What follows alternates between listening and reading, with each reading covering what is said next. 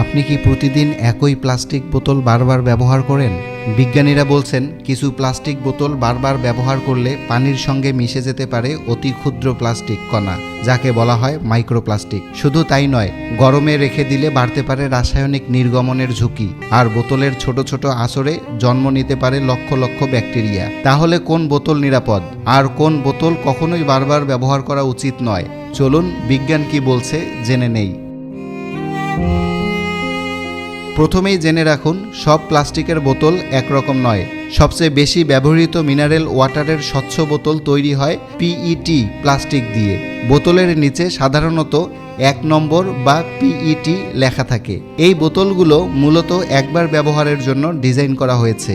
এখন প্রশ্ন হলো, বারবার ব্যবহার করলে কি ক্ষতি হতে পারে?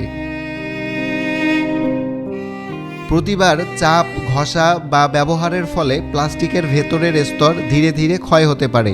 এর ফলে খুব ছোট প্লাস্টিক কণা পানিতে মিশে যেতে পারে।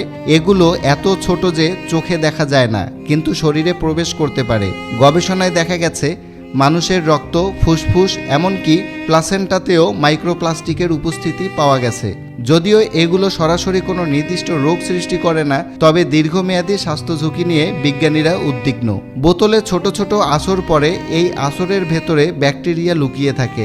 আপনি যতই পানি দিয়ে ধুয়ে নিন, অনেক সময় জীবাণু পুরোপুরি দূর হয় না।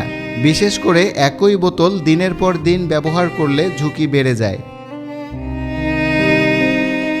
যদি প্লাস্টিক বোতল গরম গাড়ির ভেতরে রোদে বা উচ্চ তাপমাত্রায় রাখা হয়, তাহলে প্লাস্টিকের কিছু উপাদান পানিতে চলে আসার সম্ভাবনা বেড়ে যেতে পারে।